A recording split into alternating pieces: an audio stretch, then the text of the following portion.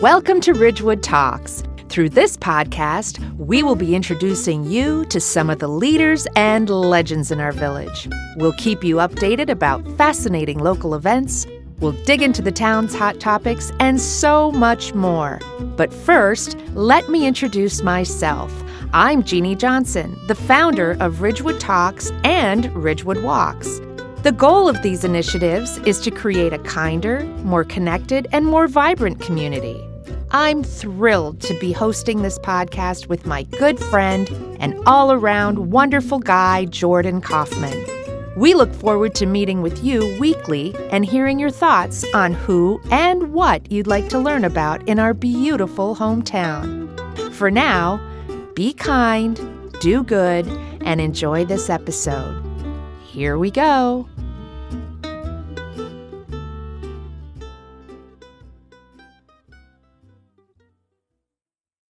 Welcome to Ridgewood Talks, the podcast where we connect with the people who keep our village running, thriving, and safe. I'm your host, Jordan Kaufman. Jeanne Johnson and I have a special episode for you today featuring three of Ridgewood's top leaders, Village Manager Keith Kasmark, Police Chief Forrest Lyons, and Fire Chief John Judge.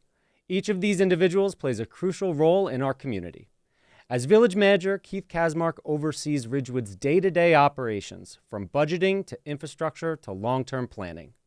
Police Chief Forrest Cenzo Lyons leads our law enforcement efforts and ensures the safety and well-being of our residents.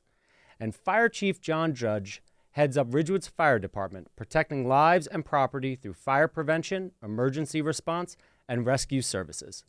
Together, they work behind the scenes and on the front lines to make Ridgewood a safe and welcoming place to live.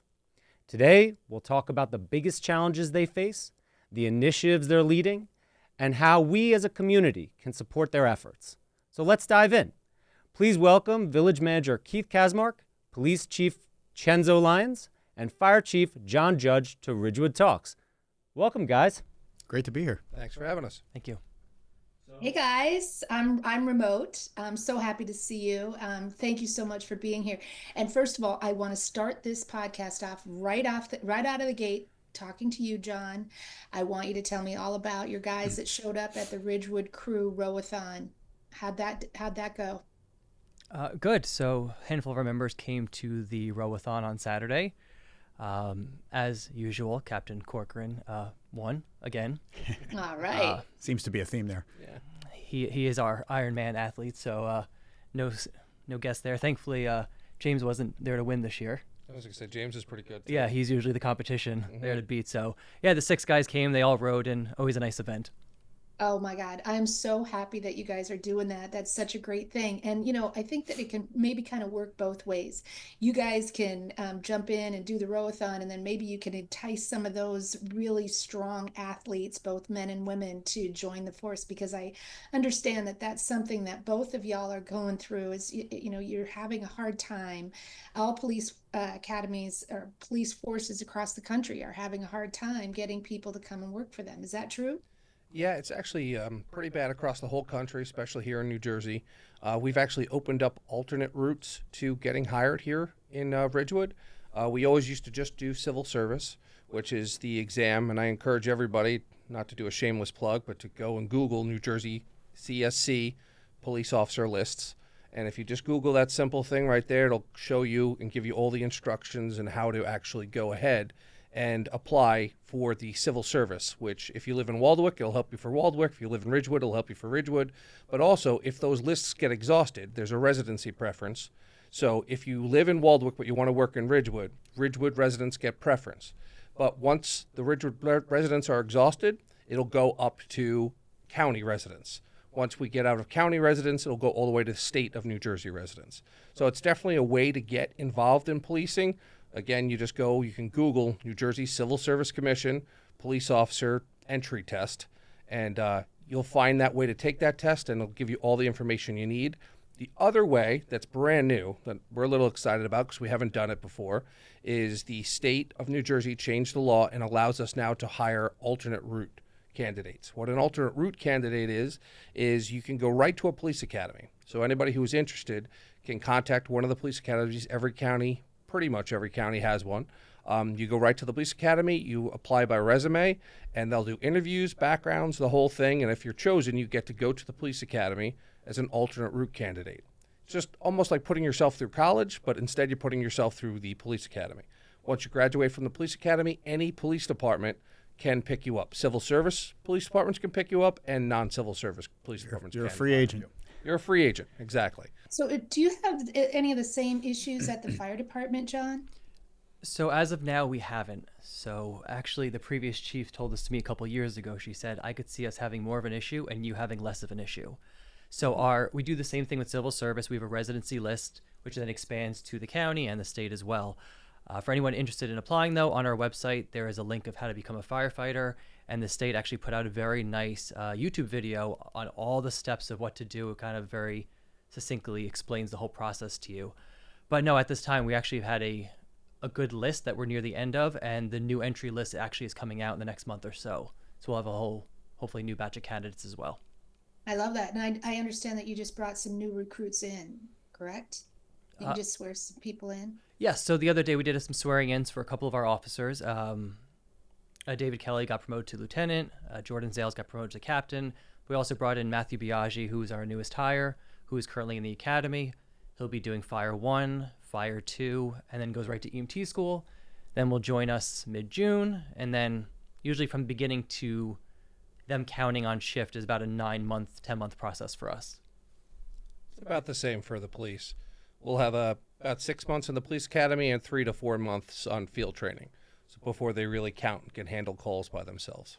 And Jeanne, we've done a lot of outreach with regard to recruitment, both on the fire side and the police side. So I know Chief Judge was just recently part of a League of Women Voters forum at the public library, talking about alternates to four-year college experiences. So John, you want to share a little bit about that? Sure. It's a great event. A couple Tuesdays ago, the League of Women Voters put on this panel, Alternatives to College. And it was myself, one of our junior firefighters, who they wanted on. He's a young student who did a year in college and realized it wasn't for him and went a different direction with us. They had another nice student going through the electrical union. And then they had representatives from many different agencies, Lincoln Tech, Bergen Community, and just explain to the children and the students that there's alternatives to just the four-year college approach now. And it was actually a very interesting evening, a lot of great information, which I believe was actually recorded, if anyone would like to see it. And I know the police department has done some outreach at the high school and at Bergen Community. Yeah, we went to a job fair at Bergen Community College. There's another one coming up at Ramapo, I believe we're going to be involved in. And then obviously at the high school, we have our SRO program, and they kind of keep all the students informed on how they can apply and what they can do if they're looking for a career in law enforcement. Well, I definitely want to go into the SRO program a little bit more, but can you tell us just to entice people to come in to work for the police department and the fire department, give us two good reasons why people should apply. Well, I always have the first big one, and a lot of people say they want to see changes, and they want to see changes in not only just society, but how policing is done. The best place to make a change in how policing is done is from the inside. So I invite those people that want to see that change to come and be a police officer, and then work their way up the ranks and make those changes. Be the police officer or the community activist that you want to be from the inside of the government and make it what you think it should be. That's definitely the primary one. The other one is there really is something once you get involved in the community to being such a crucial part of it and having everybody come to you and rely on you.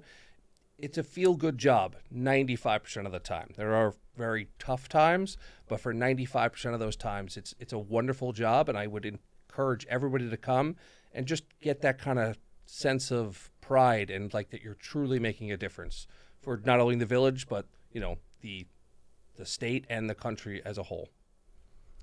Before I can really answer this, I'd like to talk, I think, a little bit about just the department in general at first, so people know what they're actually walking into. I think some people don't realize that Ridgewood is a career fire department, meaning we are staffed 24 hours a day, 7 days a week, 365. We have 3 different platoons on the suppression side, we'll say. We also have the administration office and the fire prevention office. The department does everything from, obviously, fire to we handle all EMS now, 24/7, all rescue, but we also we have a dive team, we have an ice rescue team, we have a swift water rescue team, we have we do a lot for the residents here, and there's a lot that people can get involved with, right? The department, I guess, in general is service, right? My big thing is service. We have a large community and a lot of members who are from the town. They grew up in town, their family lives in town still, and one of the big things that people love is the service that we provide and the service that they get to help somebody they know. I can't believe how much you do. I mean, all of the ice rescue, all of everything that you do. And also you guys, often you're in the Graydon parking lot doing a lot of things. So tell us a little bit more about that too. They drill down there. So they go down there. It's a nice open space. We're able to drill. Ironically, we had a garbage truck fire not too long ago that was right in Graydon, which was pretty much how we drill all the time. So it was like picture perfect response for that garbage truck. But yeah, no, Janie, we do a lot aside from just the fire and the EMS and the rescue. Education wise, I think we visit about 18 to 20 schools a year for education. We do fire drills with all the schools. We bring in probably 20 to 25 at least classes a year for Cub Scouts, Boy Scouts. The Windsor Prep has come in, the Ridgewood Moms Club, and we do education with them. And we also offer a lot of other things. We started a program called Operation Blue Angel, which is a lockbox system for our senior residents who would have trouble getting to the door in case of emergency. And you can sign up through our fire prevention office, and we'll come out and put a key to your house in the door that we'd only have access to. And that would allow us to get in case of emergency. If you're on the floor or something, couldn't get to the door. We also started this past year an Autism Alert 911 form for our special needs community. So anyone that has someone with special needs can sign up for this. It'll provide us the name of the individual, a picture, information about them, if they wander, where they would go. And it provides us a helping hand for the police and fire when we respond to the house. And last thing is, another thing we've been doing recently is the car seat installations. For anyone that doesn't know, we have certified members who took the course, and we will do your official car seat installation. Unfortunately, I've seen many accidents where the car seat was not installed properly. So if you're unsure, come by the firehouse and we'll get that handled for you. Amazing what you guys do. Can we go back to that garbage truck fire for a second? I want to know, Keith, can you give us all the details about that? So we suspect that a laptop was discarded during bulk collection. So when our sanitation team picked up that laptop, shortly after that, it was determined that there was a fire that had started in the rear of the sanitation truck. Our very able sanitation crew was able to get the vehicle to Graydon, which was smart because it was out of the way, off the road, no wires. It was an open area. And it really did lead to an excellent response by the fire department. The sanitation team put the fire department in the best situation to address the fire. And we've done a lot of community outreach since that fire to let people know that there are certain things that should not be discarded in regular trash or in bulk pickup to try to prevent incidents like this from happening again. Definitely. I put it out on our social also, and I can't believe the responses that people were saying. I didn't know that you couldn't put a laptop in the trash. So that's the other thing that we probably need to inform people about, our very robust recycling program, and kind of do something about that on one of these episodes too. Keith, is there anything else that you want to jump in here and talk about as far as what's going on at the police department and the fire department?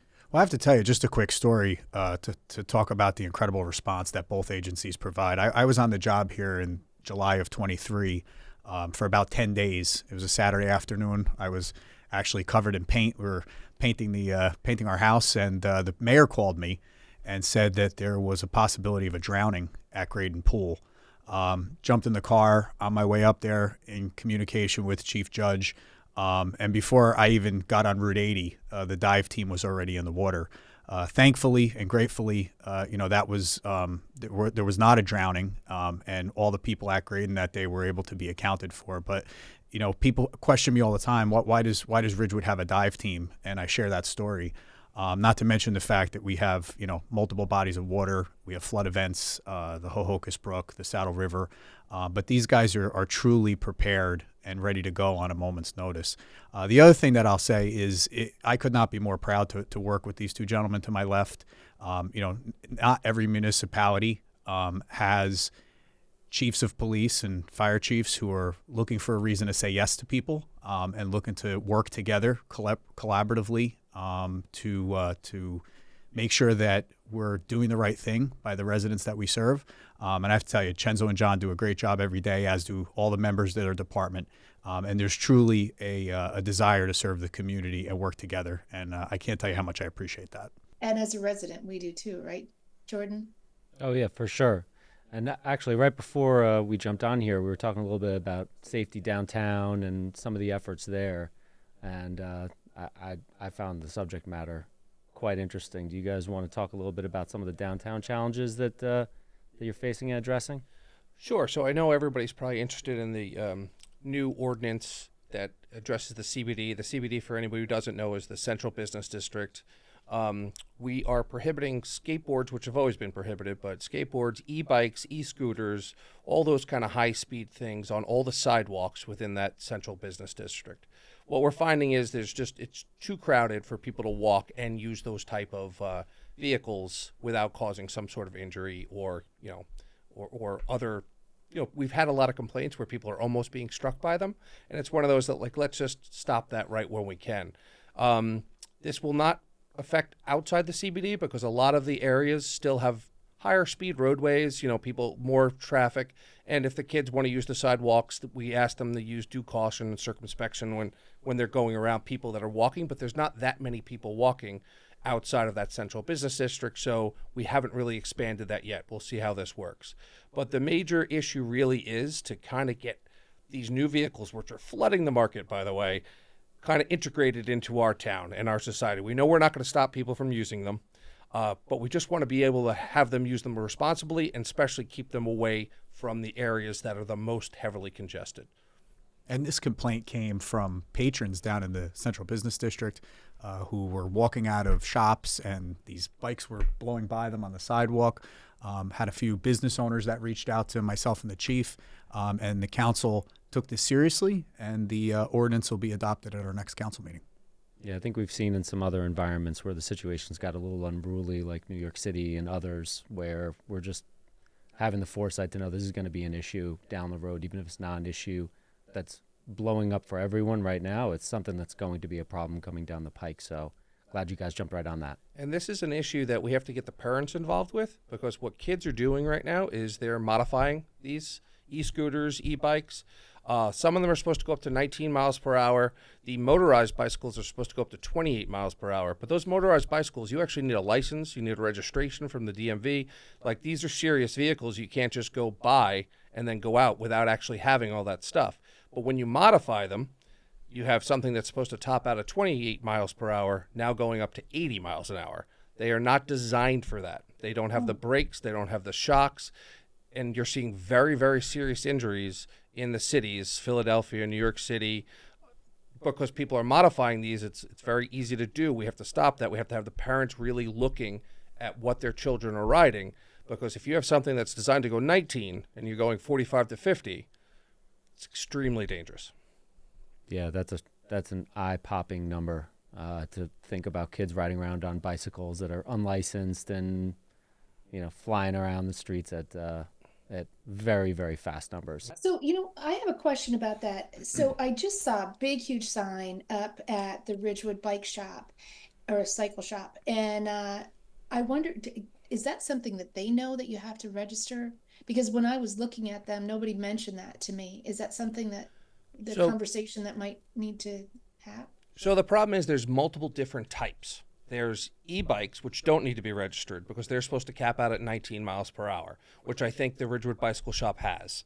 Then there's motorized bicycles, which top out at 28. Those do need to be registered, and you need a license. So when you're looking at an e-bike, it's okay. There's no registration. There's no nothing. I would just caution everybody, 19 is still very fast on a bike, but it's still not regulated by the law. It's the motorized bicycles that people are modifying, and some of the e-bikes now, people have figured out how to modify those too. They put 36-watt batteries on them instead, and then they're way too fast for what they should be. Yeah, that's certainly a concern. That kind of brings us, though, I think, to another topic for you, Chief Lyons, about officers in school and kind of how that program is going. Do you have some comments to share on that? And that might even help, and as you think about rolling this out, so it sounds like it's mostly kids, how that relationship that you're developing with those officers in school, how that kind of changes the dynamic in the town for kids and police and how they interact. So I'm actually very pleased that we were able to work with council, and council authorized us to,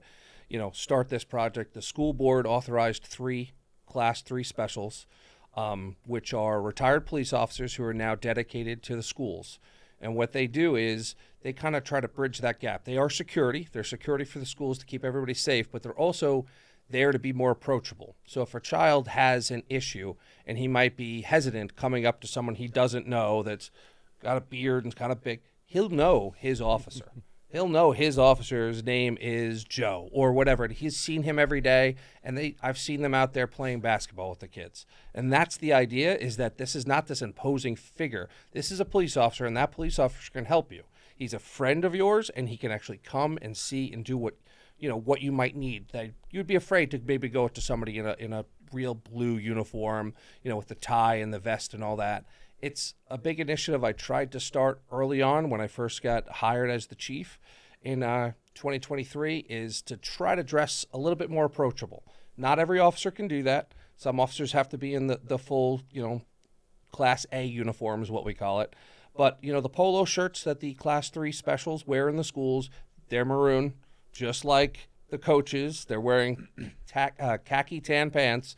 They look more like the athletic staff or the teachers, the grade administrators. So the idea is to kind of get them to be that approachable person that you can go talk to. They are also doing plenty of services. They will go up and talk to the kids when they see them on e-bikes, e-scooters, and kind of say, hey, make sure this is, you're safe, you got your helmet, you're good. They're kind of there for that, to kind of spread that awareness through our high school, through our middle schools, and then we're trying to work to get it in through the elementary schools. We also have a sergeant right now that's dedicated to helping the schools. He was the one who created the SRO program in the past for us, and now he is basically taking charge of these Class 3s, and he's going out doing all the informational talks, safety talks, walks, how to cross the street, cybercrime, cybersecurity, all that stuff is what he's doing. And we're just trying to bring that awareness to children that the police can be your ally and you don't have to be afraid to come to them. And if there's a small problem, we'd rather address it when it's really small rather than waiting till it gets big or having those kind of issues. And just to mention, too, we're in active conversations with the school district administration in expanding this program. There is certainly a desire by parents in the community to want to have these Special 3 law enforcement officers in our elementary schools as well. Comes down to anything else, comes down to being able to include that in the budget, and that would be on the Board of Ed. We've paid for the equipment, for the startup costs, for the vehicles that are necessary to staff the schools, but the Board of Education has funded the salaries, which are reimbursed to the village because these individuals are under the command of Chief Lyons and they are part of the Ridgewood Police Department, but the reimbursement comes from the schools, and we're looking to expand that into the elementary schools as we move forward. And what we've done is we've integrated these officers into all our training, all our active shooter training, all our domestic violence, any training we do, so they stay at the forefront of what's legally acceptable, de-escalation training, everything they're a part of. That way it's not just like you have a security guard in the school, you have an active police officer who's actually staying abreast of the most current policies and procedures and, the best tactics in order to keep the children safe. And Jordan, if I may, I'd love to have both chiefs talk about the additional training that their officers in their respective departments receives each year. I know at the police department it's expanded by leaps and bounds. The Attorney General's office has put a lot more training requirements into the regs, and I know the fire department has to deal with some of those same challenges. You want to start? Please, go ahead. So at the police department, they came up with, last year was the first year of licensing. So what we have is we have what's called the Police Training Commission, the PTC, and what they decided was that police officers should be licensed, just like you would an attorney or a doctor or a nurse. So you have to maintain certain, call them continuing education credits. I think most people would know what that is. But what happened was we were doing most of this training anyway, but now they've just made it that we have to actually document it differently. You have to recertify every 3 years. You have to put all this documentation into a portal that they've created, and just, kind of linear.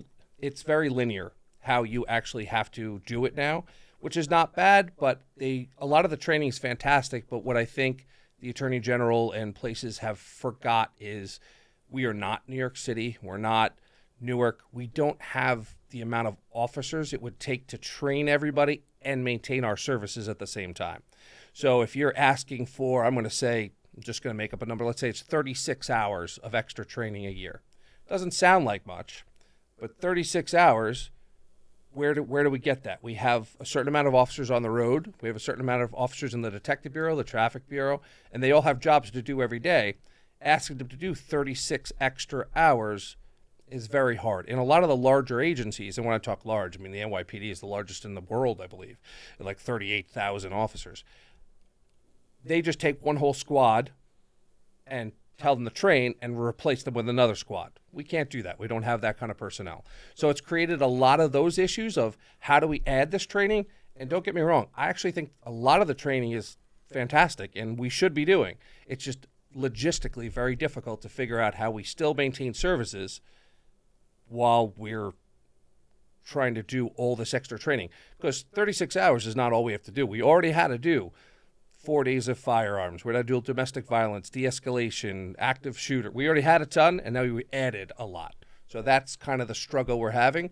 We're accomplishing it, but it's been challenging just because it's become an all-encompassing 24/7, 7-day-a-week, job. From our end, we are actually responsible to about 5 different agencies for training, which makes it a little harder because there's no one sheet that says, here, follow this. We're held to New Jersey Office of Emergency Medical Services for our EMT stuff. We are held to the Joint Insurance Fund, PIOSH, Public Employees, OSHA. We're held to our ISO rating as well, which we have to maintain, and the Division of Fire Safety. So for us, we are putting together pretty much 5 different agencies worth of requirements and kind of ensuring you're checking on off of those every year. Just as the chief had said, though, same thing for us. Last year, our call volume was up over 20%, just about. That makes it very hard to get our mandatory training done, plus all the training for everything we offer to the town, right? Whether you're trying to do an ice rescue drill or just a extrication drill, or even we do something called like man versus machine. The other day, we had a lady walk in with 2 rings that were, when I say beyond swollen on her hand, I mean cut into her hand, bleeding. And we drill on this, and we do ring removals. The hospital used to call us all the time at Valley to do these things. So there's so many things we train on a regular basis with the requirements that, as you said, with the call volume, providing the services, it's a hard balance. But the guys they work very hard, and they get it done. Chief Judge, if I can just ask, you mentioned the call volume was up 20%. Anything driving that? Random? So I'll say twofold here. So a couple years ago, the Ridgewood Fire Department absorb the EMS services for the town. If you've looked at seeing like Bergen County EMS has shown up more and more. They started with 1 ambulance. They've gone to about, I don't even know now, 4 or 5. I think they're going up to 7. There's just a need for EMS services in the whole state. This is statewide, where almost every day you're seeing volunteer agencies close their doors. They're either hospitals are handling them, things of that nature. We are lucky in this town because we're providing the service internally. When you call 911, you are getting an ambulance at your door 3 minutes, 3.5 minutes. I'm not going to share other information, but that's not always the case in every municipality, we'll say. So I'd say there's probably a couple in the whole county who give you that kind of response. We've been doing EMS since 1987. So we've been handling this it wasn't just something that just happened. We've been doing this for 35, 40 years probably. But now we're doing it not just daytime and some nights, but now it's all day, all night, every day. That's contributed to a portion of it, but not the entire almost 20% increase.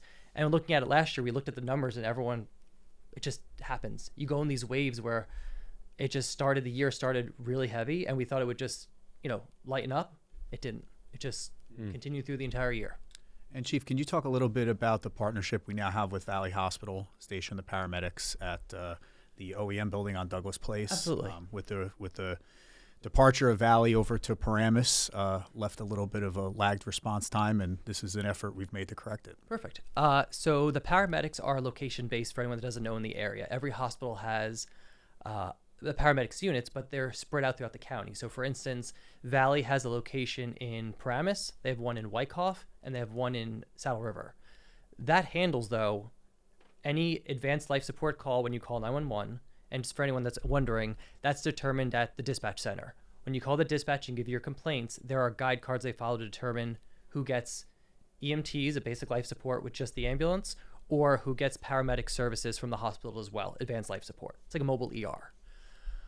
They will cover, though, those 3 units everywhere from Mahwah to Ringwood, Wanacue. They'll pop into North Haledon, Hawthorne, go all the way out to Oradell. I mean, it really spreads out. So when there used to be a unit at 555 Route 17 South that moved deep into Paramus, that kind of left us in the center of a little area where they weren't as close because it's location-based, as I said. Now, the positive of that is our EMTs are incredibly strong. They can handle any call thrown at them. They know exactly what they're doing. They're highly trained, highly skilled. About 40 plus members of the department are certified EMTs. And some of these members actually work as EMTs outside of here as well. So they have a ton of experience. But we wanted to fill that gap for as needed. So we were able to talk with the emergency services over at Valley, and they added a 4th unit, ALS 404, and it's stationed now back in Ridgewood. So if you call 911, advanced life support, and if that unit is available, and I say available because they're not on another call, maybe in Glen Rock or something, but more likely, and they will respond to the call as well to provide services. I love that we have so many so much happening here, and that if there is an emergency in Ridgewood, you guys are Johnny on the spot. There's been some conversation throughout the years about why the fire stations are so located so close together. Can you tell us, about the responses, about the response time from each of the fire stations? The fire stations used to be, there was one, for those who remember, where the Hudson Street garage is. So there used to be one in the Central Business District and one where Engine 3-1 currently is. Engine 3-1's located at West Glen and Monroe at the corner there. They initially actually responded over to the Glen School side of things, while the Hudson Street Firehouse handled more of that other direction. As things changed, that firehouse went away. Back in the early 90s, the firehouse was built at the current location right by the recycling center. The 3-1 location, though, did start over 75 years ago due to a fire, a very severe fire that occurred, and that's what prompted the need for that West Side Fire Station. And if you look at, not getting specifics, we had, so in 2024, let me branch off a little bit, we gave some awards out recently. Of those awards, we gave out 4 CPR saves. For our department, a CPR save is considered someone who went into cardiac arrest, was dead, and was brought back to the point where they were able to get up, walk, talk, and live their life again. That happened 4 times with our members last year. For instance, Engine 3-1 was the first one on that call doing CPR. So our responses are to get the best possible service and outcome for our residents. You have the West Side Firehouse, which shoots over. We can go down, Erie into the mountain area to get to that Knollwood area very easily. And where the East Side Firehouse is, handles as well, east side of town, down to the Lawns area, all that as well. But we cover each other as needed. And Jeanne, I just want to stress, obviously, the response time and the locations that the chief has mapped out as to where each firehouse responds to drives the decision-making on maintaining those 2 fire stations. But I can also tell you that from the financial end, before I arrived here, the village had done a financial analysis, and the overhead of running 3-1 is minimal, to be honest with you. As a matter of fact, it was discussed at a budget meeting back in 2024, became a little bit of an issue online. But I can tell you that since I've been here, there's been no discussion about changing the current operations of the fire department from a physical plant standpoint, because the financial piece is not overly burdensome in our budget. Right. You guys do a great job. Congratulations, and really send it back to the guys on your team. That is so impressive. 4 people that really died. And thanks to you, thanks to the Ridgewood Police Department or Fire Department, those people are thriving and moving around today. I'm stunned by that. So thank you so much. And kind of with that, I was wondering if you could just tell us, what is the number one call? And when people call in, what are like the top 3 calls that people need help with? I'd like to just say, Jeanne, before we just move forward, the last thing is, you're talking about the response in the village. It's not just the fire department as well. The Ridgewood police are on the road every day as well, and at those calls, they have defibrillators in their cars as well. They respond. When you call 911 in Ridgewood, people wonder how you get 4, 6, 7 trained responders in minutes. where that doesn't happen. For those who don't know, that does not happen in many areas. Those who live here there's a great service that if there's trouble, you get. As for response type calls, I'll say you get a lot of odor investigation, a lot of I'm not sure, my alarm's going off, right? You'll get, sometimes end up being carbon monoxide alarms, which I'll do a quick plug for that. Please have carbon monoxide alarms. You can't smell it, you can't see it, you can't taste it. You don't know it's there. You need to have alarms. They mandated actually on the commercial side for businesses, everyone must have a carbon monoxide alarm commercially, but please, if you have any questions, call our Fire Prevention Bureau. They'll tell you where to put it, how to mount it, there to help. That's probably our one of the more common calls, though, is that odor investigation we do. The medicals is a big portion as well. Fire is just so spread out, right? People think of a big fire, but it could be a stove fire, small cabinet fire, a mulch fire. The other day we had a dumpster fire right against a building in the CBD. I say thanks to the quick thinking of Officer Youngberg. When they got there, he was the first one on scene. He realized he couldn't go out. He pulled it away from the building, and our department got there, and we extinguished it out, and there was no damage, no spread. But that's kind of that response time we're talking about. And I think last call we get a lot is just, I don't know what to do. I didn't know who to call. And I always tell people, if you're unsure, just call 911. We're here to help. Police will come. Do you want to share about the radio call-in? About the police helping that lady? No, please. That was for you guys. You remember that? Great, okay. Yeah. This is a great story. About the service the town provides. So one of our officers was called for a woman. She was having some issues. We didn't know exactly what. He went to the house, and it turned out that her refrigerator was stopped working and her recliner had stopped working. And she didn't know who to call. She was kind of stuck. So instead of the officer just saying, hey, listen, you got to call a repairman for the refrigerator and a different repairman for the recliner, he went out of his way and he fixed both. So now originally what this call was, she didn't call the police. She called The fan. the fan, the big podcast there, whatever that show is. Radio show. Radio show. And so she called sports them. Radio show. Sports radio. And she basically said, hey, these are the problems I'm having. What do I do? And they were concerned because they were like, maybe she's having other issues. Let's call the police. So the officer came and fixed all the problems. She then calls back and tells them, hey, not only did he just not point me in the right direction, he fixed them. So there's a big shout out on the sports radio show of how, hey, in Ridgewood, if anything's broken, just call the police. They're going to come fix your chair. They'll fix your refrigerator. They're just going to fix everything. I love that. We try to go above and beyond. That's a major example of, he was able to do that. I don't know if I would have been able to do that, but he was able to fix both of those things for her and, just kind of rescue. So we get a lot of those calls too of people who don't know what they need. And that's what we're there for. We're there to help. Unfortunately, right now, I think our primary call is accidents. We're very far up in our calls for service this year as well. And I'm going year to date and last year. And a lot of them are car accidents. A lot of people kind of are, I think the age of technology has really settled in and no one's actually driving. They're on their infotainment system or their phone or doing 7 other things, and they're not really driving. It's causing a lot of issues. So what should we do about that as, a public service? How can we get the word out? I mean, and this is a great forum for it. We do have a lot of listeners here, but what else can we do as a community to try and encourage people to be more careful? I mean, one of the big problems I see is that they do have those really nice infotainment systems. A lot of people aren't using them, and they still have never bothered to connect. We see that all the time. They have this cell phone in their hand that I'm like, you could have literally, set that up. A lot of people don't. And then the people who do are staring at it. You got to remember, you still got to look at the road and then a little bit of that infotainment center. I mean, it's hard. We pull people over for that a lot, but it's just so technology driven right now in society that it's very hard to tell people just focus on driving and do that when you get somewhere. But And Jeanne, we have been proactive. I know Cenzo and his team, especially the traffic division and our engineering department, have been intimately involved with the CSAC committee, talking about areas where we have a propensity for accidents, and we have our traffic division go out and do pull histories on car accidents at certain intersections and things of that nature. And pedestrian safety is hugely important in Ridgewood. It's a very walkable community.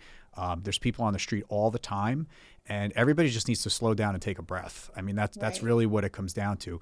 We are actively working to put more pedestrian crossing signals throughout the village. We have 3 funded in the upcoming capital budget. And we're working with the chief and with engineering to determine what the best locations are for that. But at the end of the day, we could put up crossing signals at every intersection in the town. Unless people are aware and they slow down and they drive at an appropriate speed and in a responsible way throughout Ridgewood, we're going to continue to have these issues. So public awareness is big, education is big, and I know that the chief is leading that through the efforts of the traffic division over at the police department. Years ago, we started the Safe Routes to School program. And with that, we had the Keep Kids Alive, Drive 25 program. And then that spun into the Stop, Look, and Wave program. I think I actually have a bunch of those bumper stickers, and I'm going to give them to you, Cenzo, so you can distribute them if you want. But maybe we ought to bring some of those programs back too through CSAC and do some. I used to go into the schools and try and help the kids learn how to properly cross the crosswalks, and the PE teachers were involved in that too. So maybe that has to be revived again, those programs. I don't know. What do you think about that? So we do have the SROs currently doing a lot of those safety campaigns. So they'll go and they'll teach the kids of all ages. They don't just stay in their particular schools. The sergeant especially, he'll go from all the elementary schools all the way up to the high school and give just because you're in the crosswalk doesn't mean you shouldn't make eye contact with the driver. Make sure they know you're there before you start crossing. They do all those kind of safety campaigns, bicycles, pedestrian safety, all that. Like the village manager said, we've tried to put some money in the budget aside to put kind of feedback signs. Seem to work very good. These are radar feedback signs. So you've seen them that flash when you're going over 25 and then turn red when you go over 30. It's kind of something sometimes people don't realize how fast they're going, especially with modern cars. You can get a Cadillac Escalade and it probably feels like you're going 5 miles per hour when you're going 45. So you need some sort of visual feedback. So we've been trying to add those at the spots that we've had the metrics that show, hey, this has more high speed, this has more low speed, this has more accidents here. So we've been doing a lot of, I would say, research onto what the intersections are that cause the most issues throughout town. And you bring up the Safe Routes to Schools campaign. Last year, we received 2 grants, one federal grant from Congressman Gottheimer and a second state grant through the efforts of Senator Corrado and our 2 assemblymen to install new sidewalks this year near our schools. The Village Council also invested heavily in putting the much ado sidewalks at Clinton Avenue leading up to the Ridge School. And we're working with the county and with the DEP right now to finalize sidewalks on West Glen. So the infrastructure investments on behalf of the village are certainly there, but we could put all the sidewalks and all the crossing and all the speed signs up throughout the village. At the end of the day, personal responsibility is what's going to matter most here. I hear you loud and clear, Keith. And I'm going to say, is there something that we can do? And I know you guys are already strapped, but if you have any officer that can go in and speak to the HSAs and encourage those members to really take heed, because I think that's really what my experience, again, I started that whole Safe Routes to School thing at probably 20 years ago. And I think through the course of it, since its inception, we've probably gotten $2 million worth of grant funding for that. And a lot of that was those blinking beacons and those speed signs that are on Glen Avenue and right by Ridge. And we did some striping near the schools. I learned a lot about different hot spots in Ridgewood too, where some of the most accidents happen. And actually, I don't think anyone is going to be surprised to hear this, that there are more accidents that happen in Ridgewood than any community in Bergen County, according to that one study a couple of years ago. And Franklin Avenue was two of the hot spots were on Franklin Avenue, one at right there at the Maple and Franklin interchange, and then at Broad Street. Not to mention that there were a fatal accident at Walnut and Franklin. So that's an area that definitely needs to be addressed. So I can't help but think that if we have some sort of an education program, even if it's with volunteers that can go in and give some presentations to the parents at those schools and really emphasize that it is up to them. If they want safe streets, if it's to be, it's up to me, and emphasize that. So I'm happy to help. If you guys need help with that, I will pull out my pedestrian safety cap again and do whatever I can to help you. Just let me know. You guys, this has been a very enlightening conversation for everyone, I think. I think we learned a lot about what you're trying to accomplish there at both the police department and the fire department. And I'm so impressed and so grateful and thankful to everything that your guys do. And again, how strapped you are, how, there's always a financial gap in some of the things that you want to accomplish, but somehow you are able to do it. Your guys are very committed. Your guys and gals, I should say, are very committed to their job and to our community. And it's through your leadership that really helps them want to do their best. So I really applaud both of you and thank you both. Is there anything else that you want to add to this conversation, any of the three of you? Jeanne, one other topic. I'd just love for Chief Lyons to address accreditation at the police department. Let him explain to the public the process that's happening right now.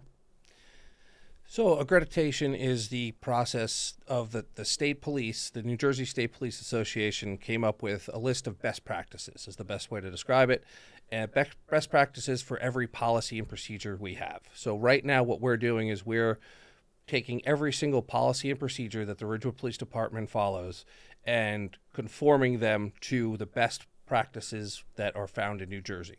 We were formally accredited by a national standard, but what ended up happening with the national standard is New Jersey's a special beast. I think everybody knows that. We're different.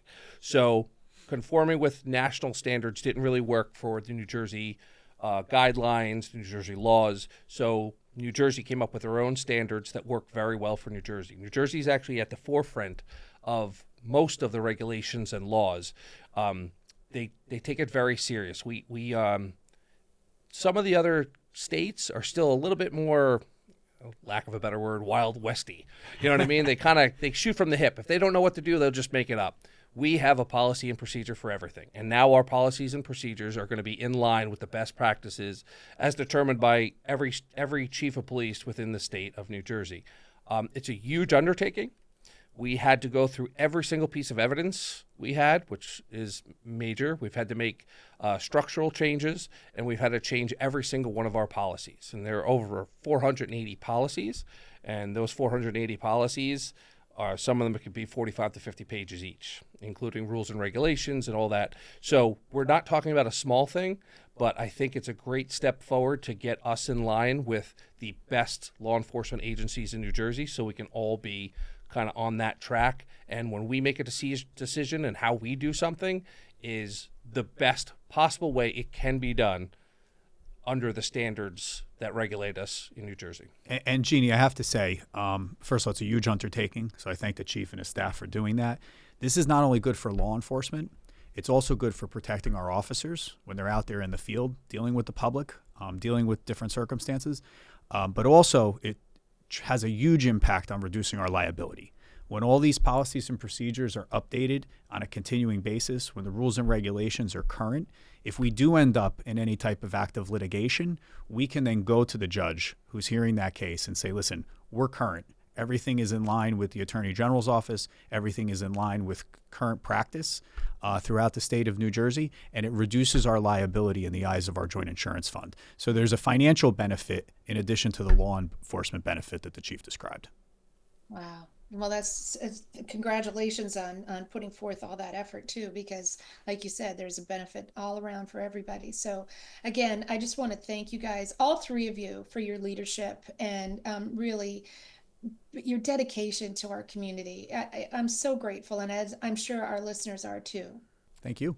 One final thing I just want to say is I'm honored to be in this position, but without the men and women that work for the police department, they're the people who actually make every day work here, and they go above and beyond each and every day to make each and every resident safe. And like I said, fix their chairs, fix their refrigerators, whatever they need. But those are the people who really deserve, the full credit and thanks of the village. I mean, they really do try. And I'm speaking for the fire officers as well. I mean, they're fantastic. We work very well together.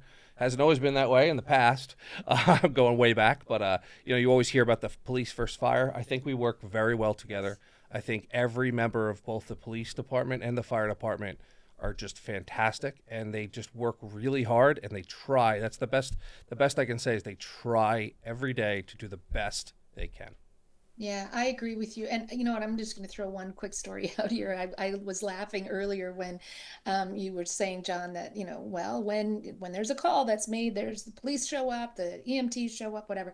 So my neighbor, recently there was a power outage, and I went over to check on him. He's an elderly guy. And I said, listen, it doesn't smell right in here. And he said, well, I don't want to make a fuss. He's Irish. And he said, I don't want to make a fuss. I said, listen, I'm just going to call the non-emergency number. It's not going to be a big deal.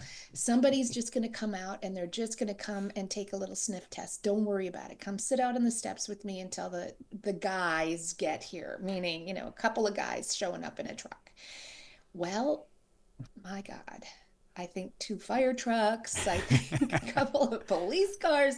And he was like, you promised me you weren't going to make a fuss about this. But anyway, it did turn out that there was a leak. So thank you guys for that. So, and one of the things that really struck me about that was that you guys all are working, for the greater good, and there's camaraderie between the fire and the police department. They are, it just brought me so much, I think, joy, but also just so much comfort in knowing that you actually really like each other, both, and that you're working together for all of us, for keep us all safe. So thank you for that. And again, that's leadership too, you guys. So you get to give yourselves a little pat on the back for that too.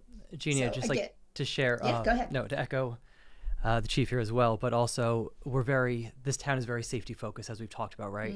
There's a lot we do on a regular basis here to keep the town safe all the time. I'd recommend everyone going to our website. We have a whole thing about our Gamewell boxes we didn't get a chance to talk to, but a quick thing on that is you'll see these boxes on the corners. They're heavily maintained by our signal department. They're a red box with a white handle, right? You pull the handle down and it is immediate notification to the fire department. There's no delay for calling another center or anything. It's just immediate notification. People have called that for a fire, for a car accident, for a medical, because they're missing their cell phone after a car accident. But you find one of those boxes and pull the handle, we're coming to you. Also, in terms of safety, there's a large number of public access AEDs throughout the village, about 15 of them, defibrillators. They're in Village Hall, they're in the library, the stable, at the Parks Department, Ridgewood Water, and that's in addition to the defibrillators we have in our vehicles as well. So the town is constantly always looking into this of how to improve the safety for the residents, and I believe we work really well with that. But I will echo what the chief said, is that our staff at the fire department are working day in and day out 24/7 for this community to help and serve. And whether it's, 1 call, 2 call, 15 calls before 10 a.m., they're there for everything. And it's not just the response, right? It's the education, it's the code enforcement. Just this morning, we had a meeting about project graduation, right? We review the plans to make sure it's safe for the kids when they show up. But overall, though, I just thank you for having us today. I appreciate being here. This was a great opportunity. And Jeanne, I just want to say, we have top-notch people, both in the fire service and in the police service here in Ridgewood. It's an honor to be part of that here. As I've said before, I've served in 3 other communities. These folks go above and beyond every single day on every call they respond to.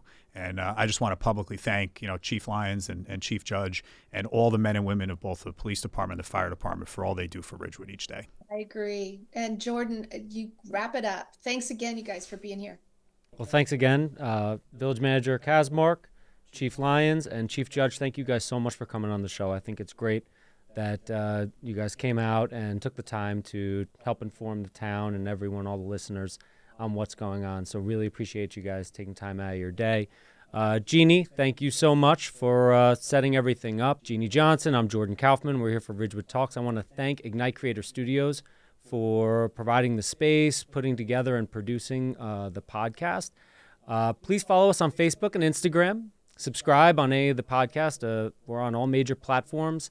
You can get the video on YouTube and Spotify. So thank you so much. Like and follow the show. Let people know that you're watching. We'd love to get all the neighbors in the town to know what's going on. So we appreciate everyone for listening and getting the word out. Thanks for watching, and this is Ridgewood Talks signing off.